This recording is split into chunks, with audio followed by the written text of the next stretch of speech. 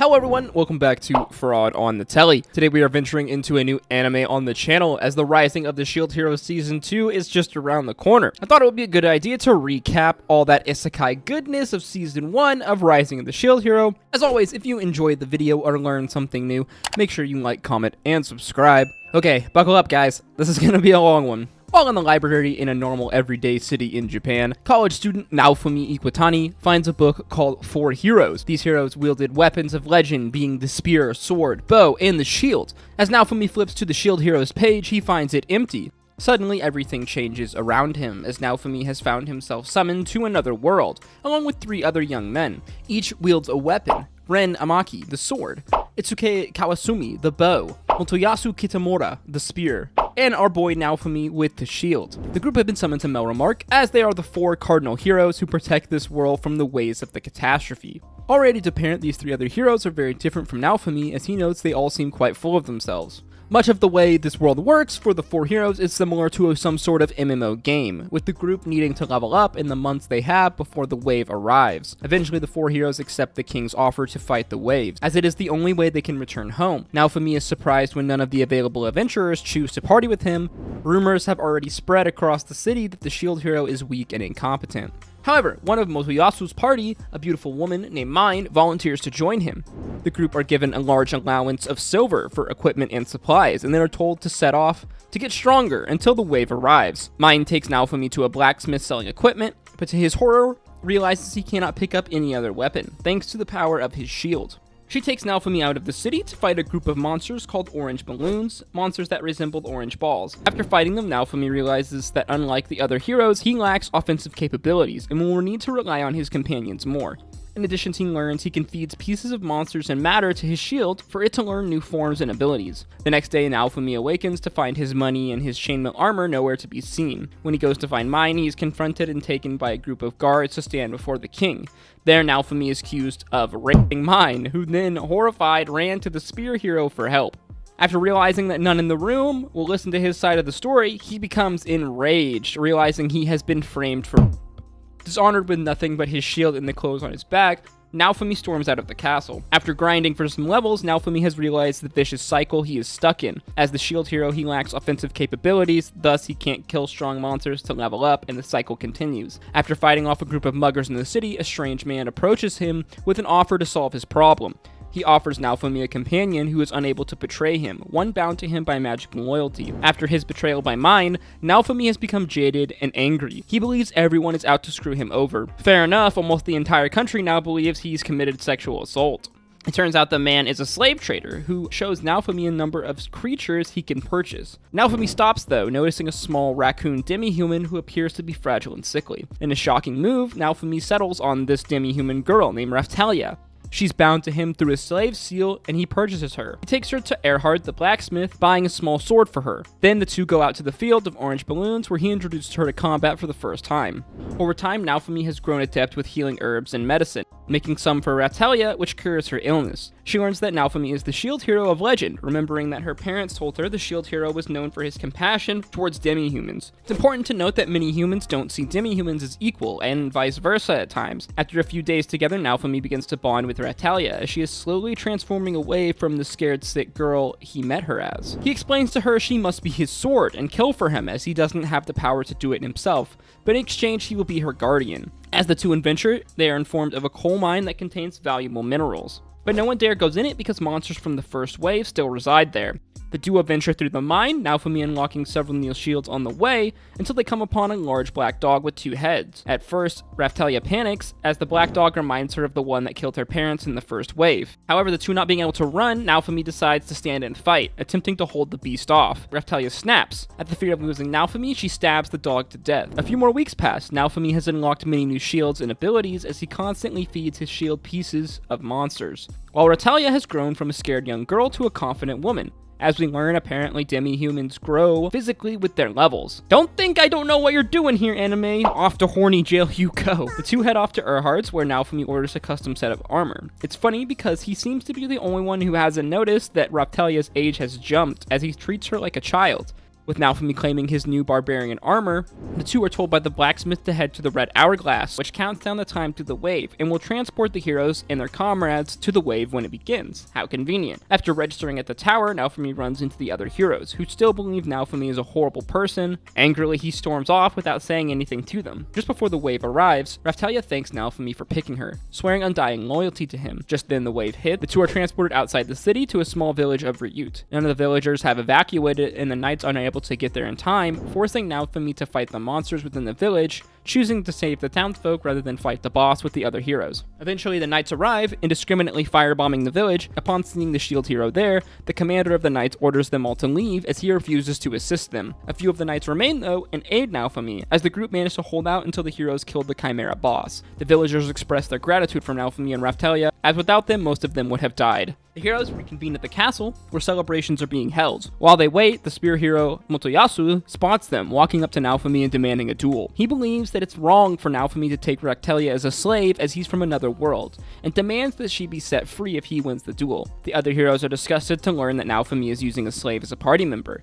Naofumi refuses the deal, but the king intervenes, believing Raphtalia has been forced to defend her master by the slave crest. He has Raphtalia gagged and taken away, and the two are forced to duel. Naofumi, who is 22 levels below the spear hero, puts up quite the fight, as he is unable to break through Naofumi's defenses. After making Motoyasu expend some of his energy, Naofumi strikes, beating him into a corner with the combination of skills and different shields he has accumulated to this point. Throughout the courtyard, the spectators are surprised at how the duel is going, as Naofumi is on his way to winning, when suddenly he's struck by a blast of magic secretly thrown by Mine. Spear hero takes full advantage, beating Naofumi down. The shield hero protests in anger as he saw Mine use the spell, but no one seems to listen to him or take him seriously, as the king declares the spear hero the victory, also revealing that Mine's real name is Princess Malty, and she was the king's daughter all along. Naofumi, in horror, realizes that he's been set up from the very beginning. This realization begins to sink in, as Naofumi thinks he has lost everything. He cries out, wishing he'd never been sent to this horrible world. But suddenly Raphtalia barges in, saying she will stay with him, as he is the only person who's cared for her since her parents died. And for all the cries from the spear hero that slavery is immoral, he has done nothing to stop it, or help the people who are enslaved. The episode ends as Naofumi and Raphtalia embrace each other, Naofumi finally having a companion it seems he can trust. In another country, the Queen of Melramak is informed of what's taken place inside the castle. It's important to note that this country is a matriarchy, the queen having ultimate power. At the request of Raphtalia, the two return to the slave trader, where she chooses to have the seal rebound to her. As well, Naofumi decides to buy a monster egg from the slave trainer, which he offhandedly remarks is eerily similar to a gacha game. Over time, this egg eventually hatched to a Finloial, a large bird-like creature which binds to Naofumi, believing it to be his mother. As well as, he's given rewards and favor from many people around the city whose family lived in the village that he and Raphtalia saved on the day of the wave. The two travel to Ryut, where overnight the Finloial named Philo has grown to full size, now being able to be ridden by Naofumi. One day, Malty and the spear hero arrive in the village. They announce Motoyasu has been named lord of this land, to which he says he will be levying a tax of 100 silver to whoever enters and exits the city. This is obviously stupid to do, as villagers cannot afford to pay this at all. And to make things worse, the village has barely been rebuilt since the wave hit. As Naofumi and Raphtalia confront Malty, they are interrupted by the queen's messenger, who gives Malty some apparent rough news. The group agree to hold a race for the lordship of the town, each riding their mounts. Philo and Naofumi are winning much of the race, but constantly get set back from cheating by Mine and her soldiers. At the last lap though, Naofumi and Philo manage to overcome together, winning by a nose length. Naofumi is surprised to see that Philo has transformed sometime in the race, as she's now even larger than she was before. He's rewarded by the villagers with a cart and a pass that labels him a traveling trader. As the group sleep on the road, they awaken to find that Philo has gone missing, and left behind is a young, strange, naked girl. Philo, it seems, is more than meets the eye, as she's able to speak and transform into a human. The group learn that in order to create clothes for her, they must obtain a magical crystal that can be refined down into thread, or else all clothes that she wears will just tear. While on the road, Naofumi meets a man who's desperately trying to deliver medicine to his sick mother. He gives him a ride, for a price, and as well enhances the medicine, curing the old woman. Over the next few days, the group makes money trading, selling medicine. One day, the party are stopped by a group of bandits, who mess with the wrong guy, Naofumi and the party easily defeating them and taking their goods for good measure. He's rewarded by a merchant who they save from these bandits, who teaches them how to refine materials and gives him a letter of recommendation. He also hears rumors of his fellow heroes here, the spear hero having saved a famine-struck village with a miracle seed, Ren slaying a dragon, and the bow hero joining a rebellion against a neighboring lord. They used the letters to discover the location of Philo's crystals, a cave nearby an abandoned temple which was the home of an evil alchemist. The group discover an empty chest inside with a warning reading not to open and take the seeds inside. Geez, I wonder who could have done that. The group managed to find the crystals, but they're guarded by a dangerous creature called a Nu, which through teamwork and quick thinking they defeat. Claiming the crystals and going home, Philo finally has her magic dress. Party set out to the village of Lerno, looking to sell a number of herbicides they requested. The village has been overrun by a highly aggressive monster vine. The village elder explains the spear attempted to solve the problem of the famine by planting the seed in the alchemist's lair. The seed produced edible fruit that began growing wildly out of control into monstrous-like plants. Begrudgingly, Naofumi agrees to clear out the plants. After defeating them, he feeds them to his shield, unlocking new abilities. Naofumi then changes the biology of the plant, making them normal fruit-bearing vines, not murderous. The group leave the village having cleaned up the spear hero's mess. The animators blast us with some fan service, but we can see Raphtalia is growing jealous of Philo, as she obviously has feelings for Naofumi, who is oblivious to everything. The two girls go on their own little adventure, fighting over Naofumi's love, eventually coming to a bit of an understanding. God, the harem trope bait is real sometimes with this show. The group leave the Hot Springs village as Naofumi is informed of a need for medicine in a village to the east. Naofumi arrives at the aforementioned village, healing the villagers who've been afflicted by some sort of plague. He's informed by the doctor that the source of this plague is the corpse of a dragon that was killed a month earlier. Yep, that's the one that Ren killed. Naofumi negotiates a steep price for his services and the group depart up the mountain. Upon arriving at the corpse, it suddenly reanimates, attacking them, swallowing Philo whole. Naofumi snaps, seeing this. A message scrolls before him, offering him power. Naofumi accepts, remembering those who have wronged him. He is then bathed in flame from his new rage shield. Raphtalia manages to snap him out of it, but she gets hurt in the process. As it seems Naofumi is going to have to rely on this shield again, Philo comes ripping through the inside of the dragon, having been alive the whole time. Realizing how close his friends came to dying, Naofumi vows to get stronger. Having accumulated the money to buy the holy water needed to kill Raphtalia, the group head back to the capital. On the way, they encounter a young noble girl named Melty, who instantly becomes friends with Philo. Naofumi allows the two to play for the day. Later that night, Philo tells Naofumi Melty got separated from her escort and needs a ride back to the capital. After arriving in the city, Naofumi picks up the holy water from the church after one of the nuns tries to swindle him. In the city, Naofumi is again confronted by the spear hero, who attacks him believing Naofumi has taken another slave girl, specifically Philo. Melty arrives with her own guards to defuse the situation, revealing that she is in fact Melty's younger sister and next in line to be queen. She tells Naofumi they need to discuss something important. Naofumi refuses though, as he believes it's impossible for him to trust any of the royals. As Naofumi roams the city, he is stopped by a group of young knights and demi-humans who ask if they can be part of his party for the next wave. They all wish to join him specifically because they resided in the Ryute village he saved. He agrees, but on one condition: they bring 150 silver. Meanwhile, Naofumi has the group's armor upgraded and finally gets the meta unlock that there are class upgrades which can substantially increase their power. At the church, they charge Naofumi an insane price for this upgrade. He accepts. Another nun then barges in, telling him his party has been banned by the king from the upgrades. Forced to leave, Naofumi settles with some talons for Philo's feet. While on his merchant rounds, he is approached by a large group of refugees, who report having to leave their country after a new leader was put into power by a hero in the resistance. Sound familiar? After feeding the people, the group return to town where they run into Ren and Itsuki. Overhearing the two complaining about someone stealing their contracts, they confront Naofumi, who informs them he's been cleaning up both their message and they should think carefully before acting so recklessly, as they treat this world as if it were a video game. After having the core of the dragon crystal placed in his armor, Naofumi is greeted by the would-be adventurers. They have raised the money. He tells them to go and use it to buy equipment, as they are part of the team now. Naofumi and his party are transported to the wave. They save a villager from a pack of beastmen, who informs them the rest of the villagers have been evacuated safely. A familiar old woman appears and dispatches the monsters easily. This is the woman Naofumi saved earlier with the medicine. They leave the village heading to deal with the boss flying ahead on a ghostly pirate ship. The rest of the heroes are already here, looking for the boss fight, endlessly fighting reviving skeletons. Naofumi yells at them. If they don't quit shooting this like a video game, they're gonna die. Then he spots something, ordering Raphtalia to hit the skeleton with a light spell. This forces the Soul Eater boss out. The group do well to hold off the monster, but Naofumi realizes too much time has passed and he has no other option but to use the Rage Shield. Suddenly, the shield's upgraded to the Wrath Shield as his armor transforms. The flames invoke him and Philo as they are both sent into a rage. Naofumi manages to kill the creature using a new skill called Iron Maiden. However, if things couldn't get any worse, a second Soul Eater appears. Just as it does though, a young woman wielding twin fans kills the creature. She introduces herself as Glass and demands that Naofumi fight her, as he is the only one worthy of the title of hero. Enraged by being called weak, the other 3 heroes attack Glass, who easily fends them off. Next, Naofumi and his squad engage her, putting up a bit more of a fight, but still Glass is too strong. Naofumi tries everything, but Glass repels all of his skills.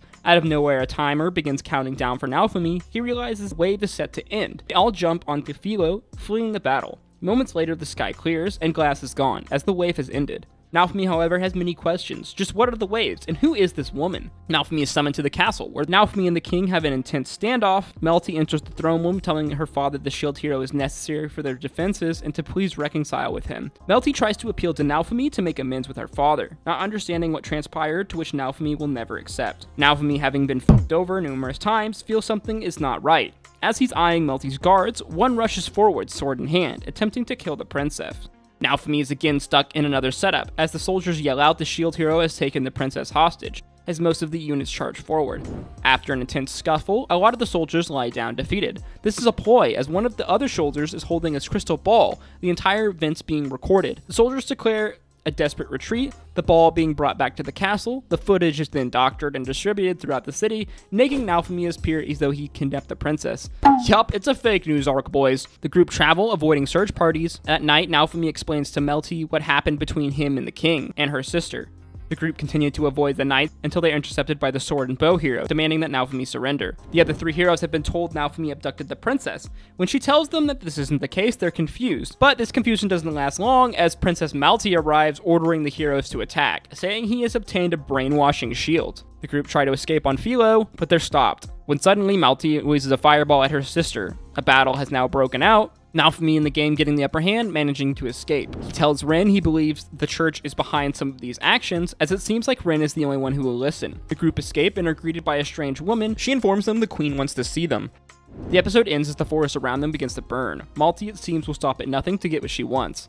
The group decide to set off towards Falbury to meet with the queen. It turns out during the first wave, the lord of this region died, and after all that, other pro-demi-human nobles were banished from that land. Raphtalia knows this story all too well, as she lived in this region and was victim of the riots caused by the soldiers. The party is met by Melty's noble ally, who takes them to his estate where they can rest, and the night soldiers swarm the estate looking for the shield hero, led by a nobleman named Rabier, who escorts Melty to his own mansion. The group escape, but they plan a daring rescue mission for Melty. Raphtalia explains that Rabier is her former owner and used to torture her and other demi-humans underneath his mansion. They burst into the mansion, Rabier holding the princess at sword point. Naofumi, though, uses his airstrike shield to separate them. Seeing he is outnumbered, the lord begs for his life. Raphtalia steps over the unarmed lord, anger in her eyes. However, Naofumi talks her down, saying she won't lower herself to killing an unarmed man. The lord, feigning surrendering, attacks Raphtalia in a surprise move. She manages to defend herself as the lord trips on his whip, falling to the courtyard below out the window. The group venture down into the dungeon. There they find some demi-humans still locked up, many Raphtalia used to know.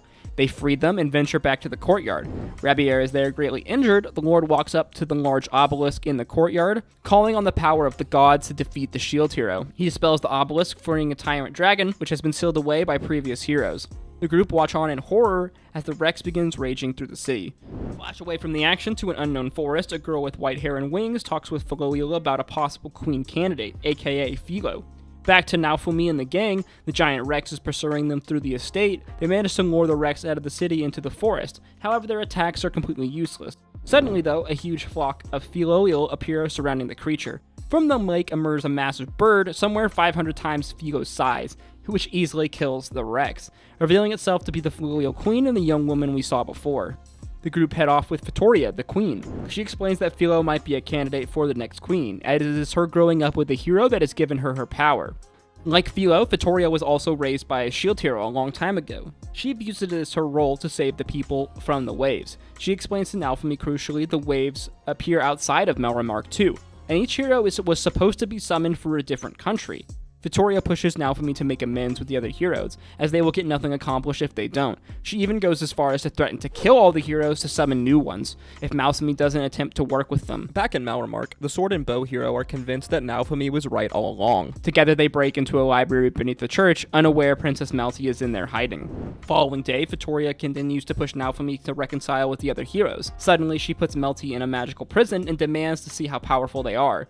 In order to prove this, her and Philo engage in a duel in their human forms. The battle starts, the queen obviously outclassing Philo. Philo, however, still gives it her all. With all that she has, Philo attacks with her Spiral Strike, breaking Vittoria's defenses. Exhausted, Philo vows to become stronger and stronger, protect the ones she loves. Satisfied, Vittoria declares Philo the winner, saying the duel is a judgment to determine if she could one day become queen. Vittoria gives Philo a crown, declaring her the next queen. The crown disappears, turning into a cowlick atop her head, which also increases her power. She tells the group she'll transport them to the nearest hero, but warns that eventually the heroes will be forced to choose between saving the world or saving its people. The party are teleported back to Melromarc. They decide to rush the checkpoint, hoping to run into Ren. Fortunately, they aren't so lucky, as the spirit hero Motoyasu is waiting for them. He still believes that Naofumi has the ability to brainwash people, refusing to listen to any of the words spoken to him. As well, the shield hero has been fed more lies and misinformation, as he's been told that Naofumi killed Ren and Itsuke. A battle erupts between the two parties, until they manage to subdue Motoyasu. Raphtalia, however, notices the other soldiers have mysteriously gone missing, and implores Naofumi use his abilities to create the strongest shield possible. He does so, just as a massive column of light strikes the group, barely able to shield everyone, as a massive crater is made around them. Malty, in shock, realizes this is a high-level ritual magic used by the Pope. The man himself looking down upon them from atop the crater, the Pope believes these heroes are fake, as they cause only harm wherever they go, and reveals he was the one who killed Ren and Itsuke. A golden sword is presented to him, as the group watch on in horror as he summons energy for another attack. Malty recognizes the weapon as a cardinal weapon replica, which was crafted to replicate all 4 weapons into one. Enraged, the spear hero fires a blast of lightning at the Pope, but is deflected off a magical barrier. Suddenly, 2 attacks come out of nowhere, destroying the Pope's barrier. It is the sword and bow hero, alive and well. Somehow they manage to escape the Pope's surprise attack as the heroes unite. Naofumi refuses, saying he will fight with his party alone. He chastises the other heroes and their actions, claiming they all are so desperately wanted to be heroes they couldn't see the harm that they've done. It seems the other heroes are finally starting to understand, as Naofumi explains that since he has arrived in this world, he's been cleaning up their messes. As much as he hates them, Naofumi agrees to work with the other heroes. As they are about to attack, the Pope and his followers cast another high-level defense magic, creating a massive cathedral and trapping the heroes. Meanwhile, not far away, Melty's mother, the Queen, is preparing her army to defeat the traitorous church. Back to our heroes, who continue to put up a valiant effort, launching every attack they have at the Pope. Naofumi, out of desperation, attacks with the raised shield once again. Spirit of the zombie dragon taking hold of him, his anger raging. His lady friends, though, manage to calm him down just in time for the heroes to work together to block the Pope's most powerful attack. As the tide of the battle turns, the Queen and her forces arrive, trapping the Pope in a magic spell. Naofumi activates the Wrath Shield again, using his newest skill, Blood Sacrifice. To his horror, blood starts seeping out of him as a skeletal dragon emerges from the ground, devouring the Pope. Naofumi, though, nearly killed in the process. Naofumi awakes injured, but healing in the castle town infirmary. The Queen asks Naofumi to come to the castle the next day in order to see the king and Malty's punishment. The two are dropped before the Queen on trial. Malty is given a temporary slave crest in order to prevent her from lying. As they question Malty and the king, slowly the truth comes out of all the horrible things that they've done. The Queen declares they are guilty of all their crimes. The two are to be stripped of royal status and sentenced to death. Later at the public execution, Naofumi, feeling guilty, knowing the two will die and that the Queen is reluctant to kill them, orders her to stop, saying death is too good for the likes of these two, and they should be left to live. Their names change, however, to Trash and Bitch, to be humiliated every day of their lives. Finally, thanks to the Queen, Naofumi and his party are given their class upgrades, greatly increasing their power. Naofumi has been persuaded to stay in the city for the 4 Heroes Council. The Queen tells the heroes that the Kalmyra Archipelago will soon be active, meaning the islands will grant additional XP, perfect for them to level up for the next wave. The other heroes are still being thick-headed, so the Queen is forced to be blunt, telling the 3 that only Naofumi will survive the next wave if they don't figure it out. Leaving the city, the group stop by Raphtalia's old village. They meet a bunch of their old friends and promise to rebuild the village again. While there, Naofumi encounters a strange red-haired man and his female companion, who introduce themselves as Lark and Therese. Later, once Naofumi and his group arrive at the ship to Kalmyra, they're surprised to see these two again. They seem to be going the same way. Therese asks Naofumi if she could construct some jewelry out of a fine red stone she has, to which he agrees. They arrive on the island where Naofumi and the game begin to grind. Naofumi notices Raphtalia and Philo's weapons have begun to degrade, so they craft them new ones out of the monsters they slew. The party, joined by Lark and Therese, go out grinding together, where they acquire a new weird item. The next day, we finally get our beach bathing scene, because I swear every anime has to have at least one beach scene. Philo tells Naofumi she discovered a strange building underwater. The group dive down using their new weird items to go inside of it. There they discover another dragon hourglass. As we know, any place that has an hourglass can be attacked by the waves. On screen, we see the timer ticks down, 2 days until the next wave. After being alerted of the coming wave, the Queen gathers her forces, the party believing the wave is likely to come at sea. To Naofumi's surprise, Lark and Therese have joined them to fight. The groups are transported out to sea. The boss, a giant narwhal whale, appears. Naofumi uses his Soul Eater shield to attract the whale, forcing it to jump out of the water. The other heroes attack it, but do no damage. He again moves out at the whale, this time Lark and Therese attacking it, slaying the monster. As the other heroes rush to loot it, Lark repels them, calling them weaklings. Next, in a massive surprise, he challenges Naofumi, saying he must kill him for the sake of his own world. The two reveal they are also heroes, and they believe their worlds can be saved from the waves if they kill the heroes in this one. Two adventurers easily defeat the three heroes, turning now to Naofumi and his party. Two clash, but both their party's strength and skill are equal. Suddenly, a familiar female voice is heard as an attack strikes one of the battleships. It's Glass, joining her allies, Lark and Therese. Glass is impressed that Naofumi has gotten stronger, even able to hurt her allies without using his full strength. The battle between the two groups of heroes rages on, as now Glass has joined her allies. Naofumi, seeing Glass act afraid at the sight of his Soul Eater shield, comes up with a plan. Having Raphtalia and the others take on Lark and Therese while he 1v1s Glass. Like the others, Glass is a hero from another world, the Fan Wielder. Naofumi turns the tides on Glass, using his Soul Eater shield to drain her skill points. As the battle heats up, Naofumi, seeing how strong his allies has become, decides to use his blood sacrifice, believing that if he dies, his friends are more than strong enough to not need him. Suddenly though, Glass is struck by an attack from the boat. These are bombs made from the Looker fruit, which instantly makes Glass drunk, unable to continue fighting. Lark and Tariq collect Glass, and the three retreat, the wave ending. With it over, Naofumi and his party return back to the mainland. In a surprise move, Naofumi takes Raphtalia to her old village, which is under construction. They are greeted by Melty, who prevents Naofumi with a royal decree, naming him lord of his territory. Now with a home, and some people he cares about, Naofumi can finally begin his story as the shield hero. Oh yeah, and he gets a little kiss from Raphtalia for good measure. And yeah, that was Season 1 of Rising of the Shield Hero. In this world of saturated isekais, this one still manages to stick out for me. Can't wait for Season 2. I hope this recap helped you guys. As always, if you enjoyed the video or learned something new, make sure you like, comment, and subscribe. Let me know the major moments and stuff that I missed, because I'm sure I missed stuff. As always, click a video on screen now. Go check out my socials so you never miss a new video, and I'll see you in the next one. Stay safe out there. Peace, love.